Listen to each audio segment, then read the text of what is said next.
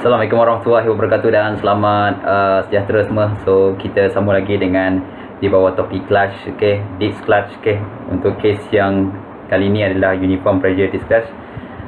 Sebelum ni kita dah tengok uniform wear macam mana kita derive kan. So pertama kita derive pressure tu adalah dia adalah tidak berkadar terus. Maksudnya pressure tu adalah berkadar songsang dengan radius, okay. So lagi jauh daripada axis of rotation, basically pressure tu akan rendah lah. Itu adalah definition uniform wear. So pressure dia adalah tidak sama. Tapi untuk case yang kedua ni, untuk uniform pressure, kita punya pressure tu distribution di atas plate tu keseluruhan tu, bila ada contact force berlaku di antara kedua-dua input dan output disc, so akan berlakunya pressure. So pressure tu adalah uniform lah untuk yang kedua ni. So uniform pressure. Ataupun kalau kita recap balik yang gambar raja yang kita dah lukis hari tu, okey, contohnya gambar ni, okey, yang di sebelah kiri kita ni. So ini adalah uniform pressure. So maksudnya yang pressure yang color merah tu, dia adalah uniform. So bila kita uniform, dia lebih sedikit mudah lah compare yang sebelum ni uniform wear. Uniform wear ni sebab pressure dia tidak sama di atas permukaan. So kalau di permukaan dia adalah seragam, pressure tu adalah seragam di atas permukaan, dia lebih mudah lah in term of derivation. Okey, tapi pun sama jugalah. Still ada cacing-cacing tu lah. Okey, so uniform wear kita dah tengok dua-dua hari tu, FA dan juga torque. So yang ni pun sama, kita akan tengok benda yang sama. Kita akan tengok dia punya activating force dan juga torque lah. So basically dia punya cara derivation dia adalah sama. Contohnya untuk saya kira that activating force yang acting untuk sistem ni, so basically saya akan ambil some infinitesimal element yang kecil itu seperti gambar raja ni.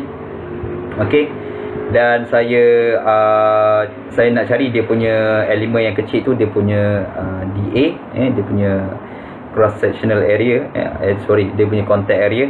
Okey, so bila saya dapat DA tu, so saya masukkan menggunakan rumus DFA adalah PDA, dan saya tahu S adalah R theta ataupun S adalah 2 pi R. Okey, so saya replacekan ke dalam equation DFA tu, P 2 pi R dr, dan saya dapat DFA adalah 2 pi PR dr. Okey, so let's say saya gunakan this equation 1 untuk saya dapatkan untuk case yang kedua, untuk cari activating force untuk case, okey, uniform pressure disc clutch. Okay, so saya gunakan equation yang sama, DFA 2 pi PR 2 pi PR dr. Okay, 2 pi PR dr. Okay, 2 pi. Okay, so DFA, okay, 2 pi R, okay, 2 pi R, ada P tadi, so P dr. Okay, 2 pi R P dr. Okay, alright, situ. Dan since pressure yang dikenakan ke atas tu adalah seragam, so kita ada satu parameter, sama macam sebelum ni. Kita ada property dekat disc ni. Okay, so disc ni akan ada juga property.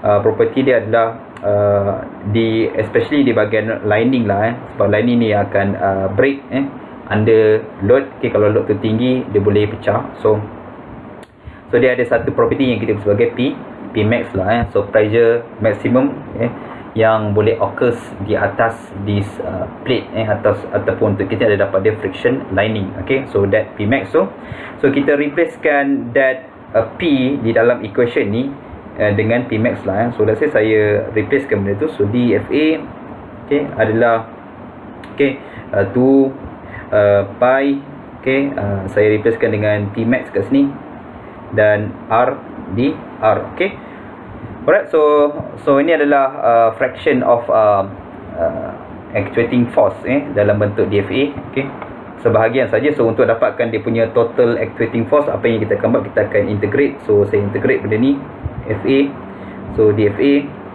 dan saya akan integrate that one, so 2 pi P max. So since P max adalah satu nombor yang sama, so sepatutnya dia boleh jadi constant lah untuk case ni. Macam uniform wear tu, sebabkan P tu varies dengan R, sebab tu dia bukan constant. Dia ada some equation sebelum ni.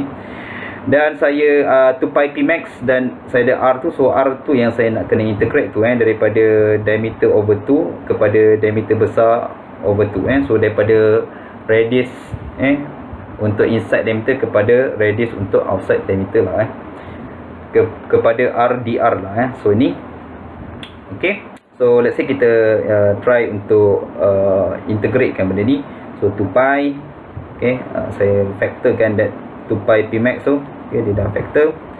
So basically yang ni dia akan jadi apalah R square divide by 2. okey, so kita nak integrate dia daripada D2 ke D besar bagi 2. okey, alright. So tu kalau saya potong benda ni okey, macam tu FA, so dia akan jadi pi Pmax.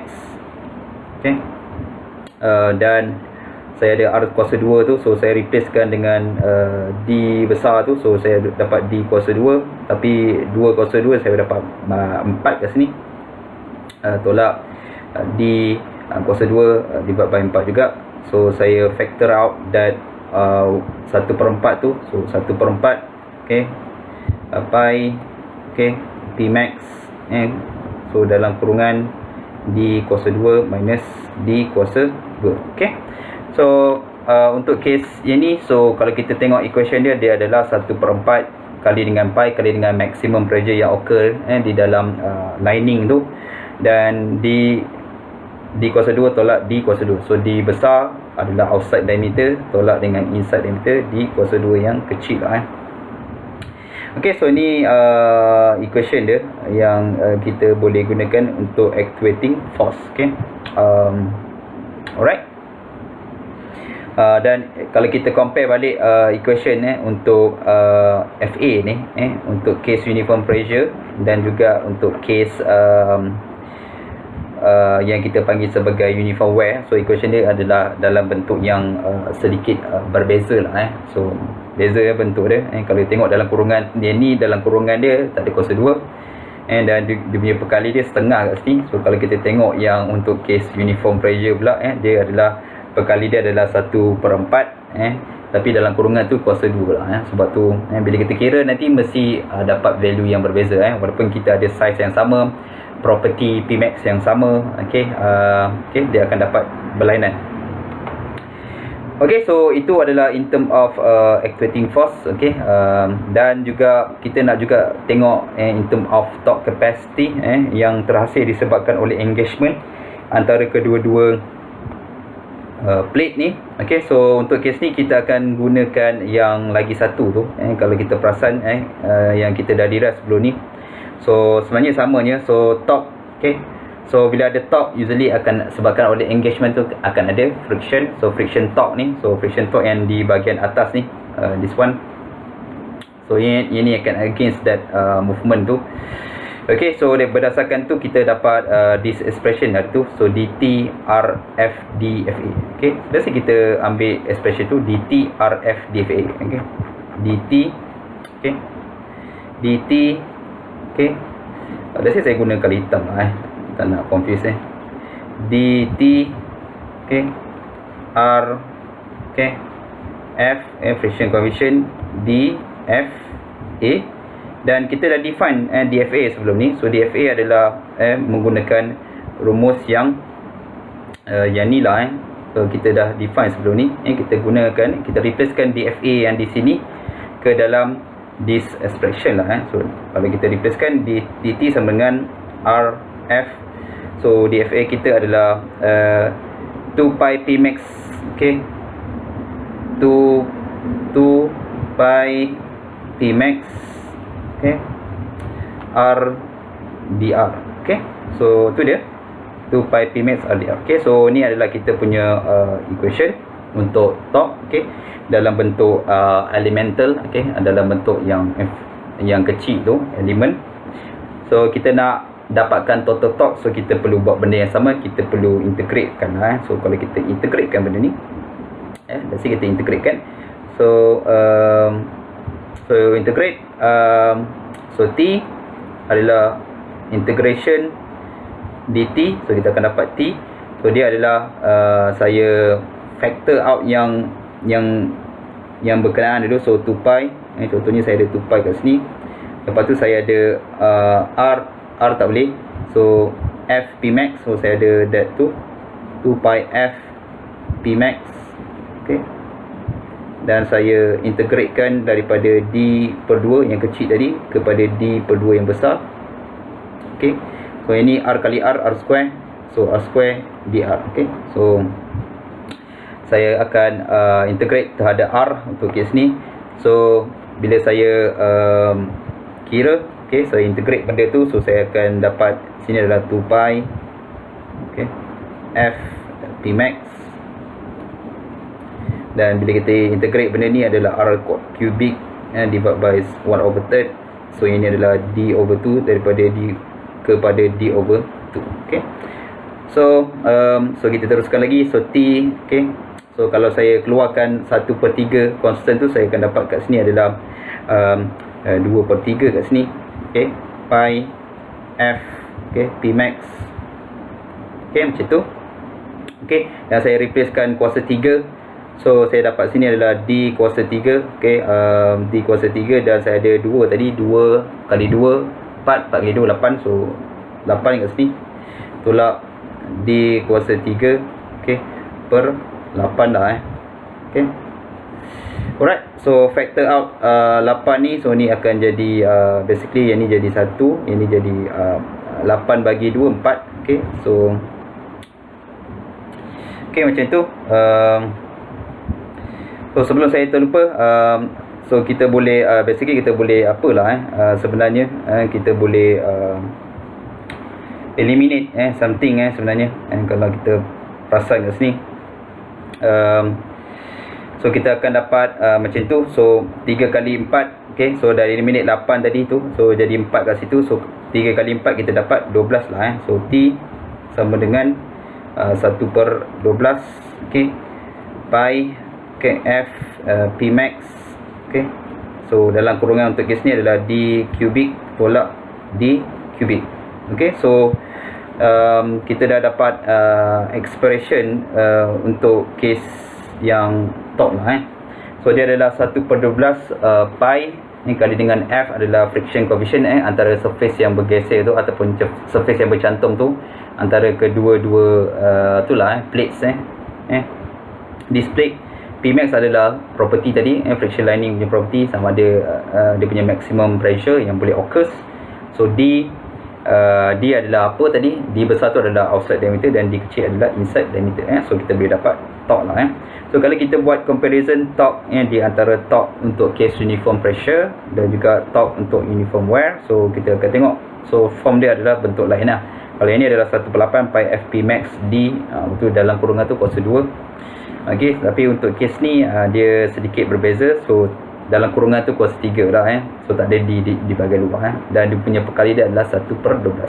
Okay, alright, so kita dah cover kedua-dua ni uniform pressure dah tengok dah in term of actuating force dengan juga torque, dan juga kita dah juga tengok untuk kes yang seterusnya adalah untuk kes yang sebelum ni adalah uniform wear in term of dia punya actuating force dan juga dia punya torque capacity. Okay, so dua-dua equation ni ada di dalam buku equation untuk yang kita boleh gunakan so hopefully kita bukan nak tengok in terms of derivation sebenarnya, kita nak sebab kita adalah lebih kepada application. So kita nak tahu macam mana kita nak guna cara baik benda ni lah especially student mesti adalah being able untuk rearrange balik equation.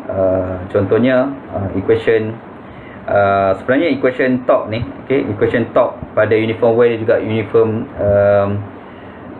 yang uniform wear dan juga uniform pressure sebenarnya dia ada another form this torque ni sebenarnya torque yang ni sebenarnya, okay, torque yang ni adalah untuk case uniform wear tadi. So torque ni sebenarnya juga boleh kita buat dia sebagai function of FA jugalah So yang ni saya bagi kerja rumah macam mana kita nak you nak derive daripada torque, okay, torque daripada bentuk macam ni 1/8 pi F max D square over D square kepada untuk masukkan nilai FA yang kita dapat di atas ni, masukkan FA yang dapat daripada atas ni ke dalam equation yang di bawah ni. So kita akan dapat satu expression lagi satu, okay, another equation torque as a function of FA. Okay, so ini pun kita boleh buat sebenarnya, okay, cuma saya tak nak cover di dalam syllabus ni, okay, sebab dia simple Yang derivation tu adalah more complicated dan memerlukan pemahaman yang tinggi lah. So ini cuma rearrange equation.